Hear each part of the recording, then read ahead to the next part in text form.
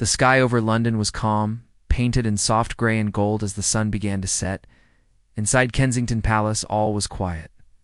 Kate, the Princess of Wales, stood by the tall window in her private study, watching the city slowly light up, but her mind was far away.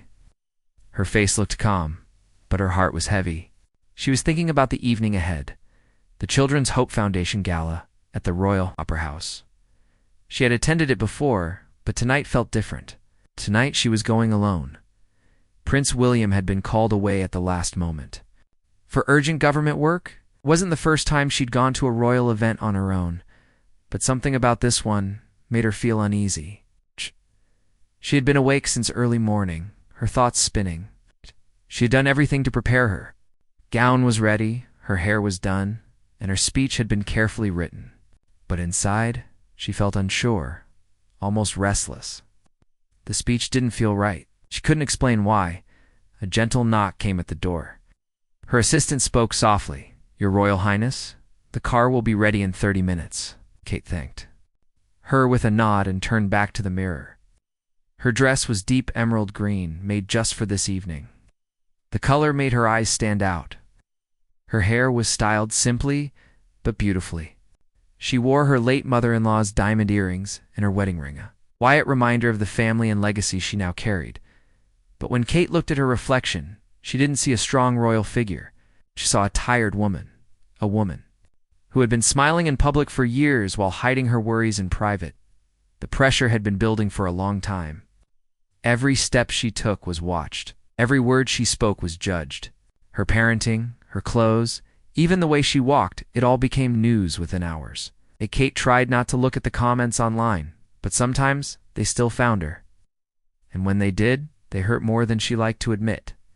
She let out a small sigh. Being a princess was an honor, but it also came with a heavy weight, a weight she never spoke about, not even with William. How could she explain that sometimes the crown didn't feel like gold, it felt like stone? Still tonight's gala was important. The Children's Hope Foundation helped children who had suffered deeply abuse, trauma, mental health struggles. Kate had been supporting the charity for years. She had visited their centers, talked with the families, and seen firsthand how their work changed lives. Tonight's event was about raising money so the foundation could help even more children. That mission mattered to her. It mattered deeply as her car drove through the quiet London streets. Kate stared out the window. The lights of the city sparkled, but her mind was elsewhere. Her prepared speech was in her lap. She had practiced it over and over. It sounded right, but it didn't feel right. Not anymore. A strange feeling had been building in her chest since she woke up. Doubt, fear. A soft voice in her head that said, "Something is going to be different tonight." When she stepped out of the car and walked into the Royal Opera House, cameras flashed and people clapped. She smiled, as she always did, her posture perfect, her wave gentle. She was trained for this. She moved with grace, stopping to greet guests and donors. But inside, her nerves only grew. The grand ballroom was warm and filled with soft music.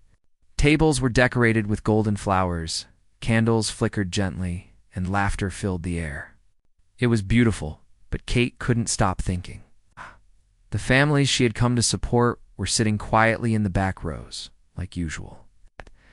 But as the evening went on, something strange happened. Something Kate had never seen before. One by one, the families began to stand. They didn't wait for a microphone. They moved around the room, talking to donors, sharing their stories. A teenage boy named Jaime, whom Kate had spoken to earlier, was standing in front of a group of wealthy businessmen. His voice was calm and clear. He was explaining how therapy from the foundation helped him manage his anxiety. He wasn't asking for pity. He was speaking with pride. Kate froze in place. Her heart stirred as she watched. Other parents were doing the same, telling stories of hope and strength. They weren't begging for help. They were showing the power of healing, and the room was listening. These were not broken people. They were brave, honest, and full of light. They were teaching everyone that healing was possible, that pain could lead to growth. Kate felt her eyes grow wet. She had come tonight to give a speech, but now she realized she was the one who had something to learn. Kate stood near the edge of the ballroom, her hands lightly folded in front of her, but her heart was full of emotion. She had attended many royal events before, but never had she felt this way. Tonight wasn't about titles or grand speeches. It was about people, real people, speaking real truths. And what she was witnessing was something no speech could ever match. She kept her eyes on Jaime, a teenage boy who was speaking to a group of wealthy donors. He stood tall, his voice strong but kind. He spoke about his battles with anxiety and how therapy had helped him feel brave again. His words were simple but powerful. And the men in suitsmen who usually talked only about business were standing. Silently listening with full attention, Kate felt a strange warmth inside her chest. It wasn't pride, it was admiration. These children and parents weren't just guests at a gala, they were the heart of it. They weren't asking for money or sympathy, they were offering wisdom. They were sharing the truth that healing doesn't mean pretending to be perfect. It means being brave enough to admit you need help. Margaret Thompson, the foundation's director, walked up beside Kate. She smiled softly, her voice low and thoughtful. "This is what I love most about our annual gala," she said. "People from all backgrounds come together. Everyone, no matter who they are, has something important to say." Kate nodded, her eyes still on the families. But deep inside, she was feeling a quiet panic. Her speech, the one she had practiced over and over, the one that was written so carefully. Suddenly it felt wrong, empty, fake. She turned to Margaret, her voice hesitant. "May I ask you something?" she said quietly. "Would it be all right if I changed my speech tonight?" Margaret looked at her, surprised at first, but then her face softened into a smile. "Of course, Your Royal Highness. What would I'd like to say instead?" Kate took a deep breath. Her voice trembled slightly. "I don't know yet, but I want to speak from the heart. I want to talk about what I've seen here tonight, what these families have taught me." Margaret touched her arm gently. "I think that would be wonderful," she said. "Sometimes the best speeches come from truth, not paper." Kate nodded, though her hands were now shaking. She had never done this before, not like this. She had always followed the plan, the protocol, the polished words. But tonight, something was changing. And she didn't want to hide behind a script anymore. As the evening moved forward, the ballroom lights dimmed, the soft music faded. Margaret stepped up to the podium to introduce Kate. Her voice echoed through the room. "Ladies and gentlemen," she said, "it is my great honor to welcome a woman who has stood with us for years, a woman who has given her heart to this cause. Please welcome Her Royal Highness, the Princess of Wales." Applause filled the room as Kate walked slowly toward the stage. Her green dress shimmered under the lights. Her posture was perfect as always, but her steps felt heavier than usual. Her heart was racing. She had no notes in her hands, no speech in front of her, only feelings. She looked out over the room. Faces of donors, staff members, families, and children looked back at her. Some smiled, some looked curious, some looked nervous for her. She took a breath. "Thank you all for being here tonight," she began, her voice soft but steady. "I had prepared a speech, a good one. It said all the right things. But after listening to your stories this evening, I knew I couldn't give it." She paused, letting her words settle into the silence.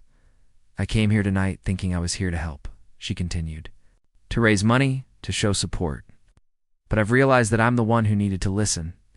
I've learned more in the past few hours than I expected." She spoke slowly, choosing her words carefully.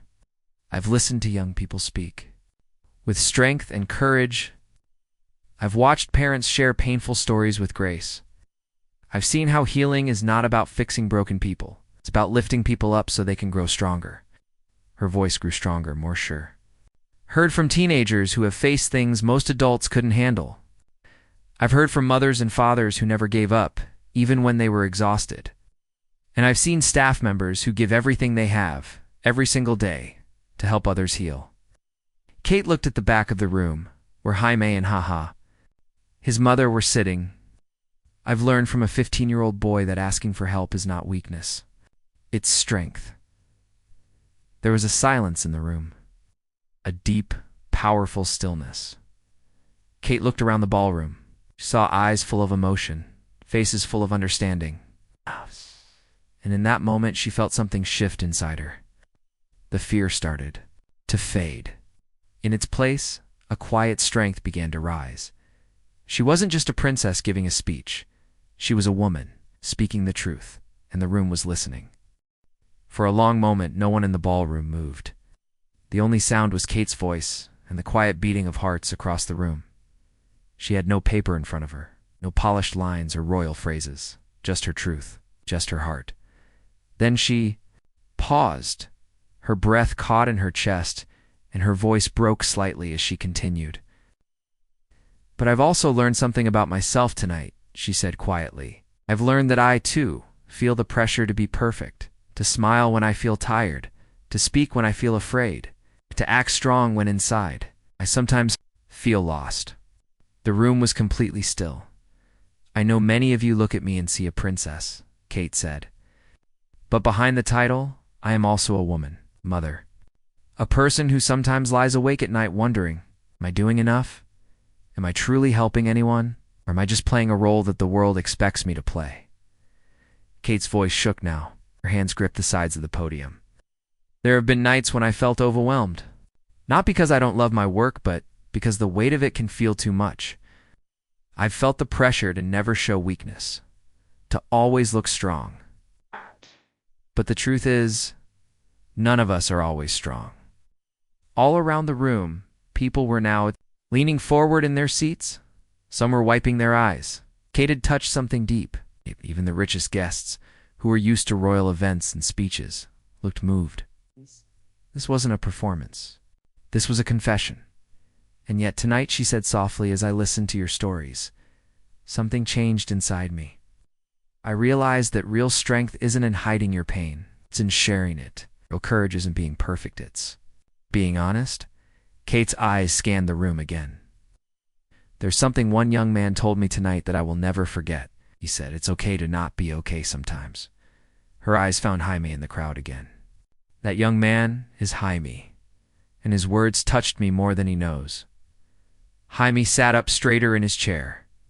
His mother, Sarah, had tears streaming down her cheeks, but she was smiling proudly. In that moment, they weren't just a family. Helped by a foundation, they were a family who had helped change a princess. Kate took a deep breath, let the silence wrap around her again. "I've always thought that as a royal, I had to be strong for everyone else. That if I ever looked weak, I'd be letting people down. But maybe we've had it backwards all this time." The ballroom remained completely silent. And not. Even the clinking of glasses or the sound of shifting chairs broke the quiet.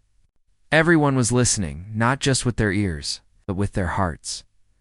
"What if showing our pain helps more people than hiding it?" Kate asked. "What if admitting our struggles gives others permission to speak up about their own?" Could feel the emotion rising in the room like a wave. The foundation staff, who worked day and night with wounded children, were crying. Donors who had come to network now looked deeply moved. Even the royal aides standing near the wall strained. To show no emotion, stood frozen with wet eyes. Kate continued, her voice steady now. "I want to tell you about a little girl I met last year. Her name is Emma. She was 8 years old. When she first came to the foundation, she wouldn't talk to anyone. She'd been through terrible pain. She didn't trust adults. She didn't trust herself." Her voice softened. "The counselors didn't force her to speak. They just showed up every day. They sat with her. They let her know she was safe, that she mattered."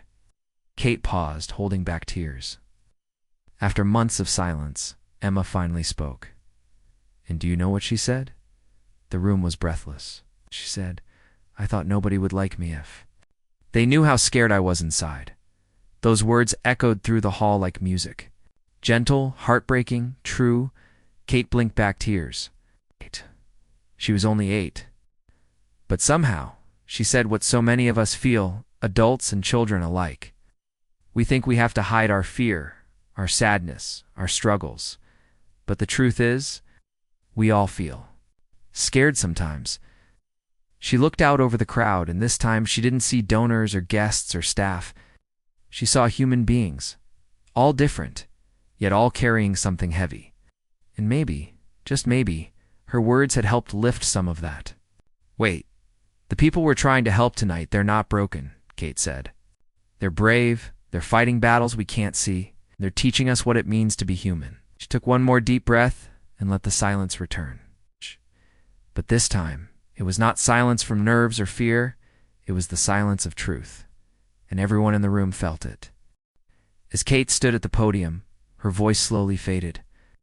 The final words of her speech hung in the air like a whisper. She looked down, her hands gently resting on the wooden stand. Her eyes were full of tears, but they did not fall. For a long moment, she said nothing. Then, quietly, she lowered her head. She had no more words to give. She had spoken her truth. And now, all she could do was stand still. But something powerful happened. The room full of wealthy guests, busy politicians, journalists, and quiet families became completely silent. Not a single sound, not even a cough, not even a whisper. It was the kind of silence that didn't need to be explained. A silence of respect, of understanding, of awe. Then someone stood up. It was Margaret Thompson, the director of the Children's Hope Foundation. She stood slowly, her eyes full of tears, and began to clap softly. She didn't clap loudly, just enough to let the silence know that something beautiful had happened. Next, Jaime stood, then his mother, Sarah, then other families, the ones who had lived through pain, who had told their stories, who had taught the room what real strength looked like, one by one. Every person in the Grand Royal Opera House rose to their feet. They did not cheer, they did not speak. They simply stood in stillness. Together, Kate kept her head down, afraid to look up. Her hands trembled. She was overwhelmed, not by fear, but by the quiet love filling the room. She had shared something private, something she never thought she would say aloud. And instead of judgment, she had received something rare, human connection. Finally, she looked up, and what she saw took her breath away. An entire room, every single person was standing in silence. There were no cameras clicking, no phones raised, just eyes watching her with warmth and hearts wide open. Even the royal staff, who had witnessed many speeches and royal moments before, stood motionless, deeply moved. In that moment, Kate was not a princess on a stage. She was a woman who had dared to be real. She stepped away from the podium, slowly walking off the stage. People moved gently aside as she passed. Some reached for her hand. Others nodded softly, their eyes wet with emotion. She didn't need applause. Silence said more than clapping ever could. Backstage, she took a deep breath and leaned against it. The wall. Her chest rose and fell as if she had just climbed a mountain. And in a way, she had.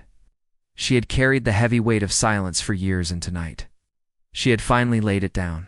But the evening wasn't over yet. As the guests began to leave, many of them stopped to speak with the families. Donors who had come only to sign checks were now asking real questions.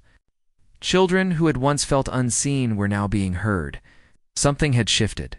Something good. Something lasting. Kate walked back into the ballroom. She wasn't sure what to expect, but then she saw Jaime.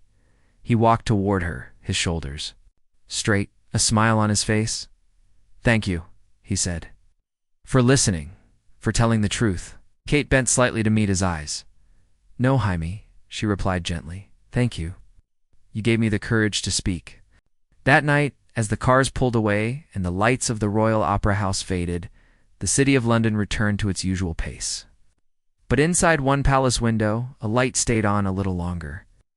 Kate sat by the window in her room, still dressed in green, holding a small piece of paper. It was her original speech, the one she never gave. She looked at it for a moment, then folded it quietly and placed it in a drawer. She had found her real voice, not the voice of a royal giving perfect speeches, but the voice of a woman, a mother, a human being who had learned that truth was more powerful than perfection, and from that night on, something changed in her. Her public life was still full of events and cameras, but her heart was lighter. She began to speak more openly, more gently, and always with purpose. because that night, in the silence that followed her bowed head, she had heard something rare and sacred, not applause, not duty, but the sound of hearts connecting, and it was more royal than any crown could ever be.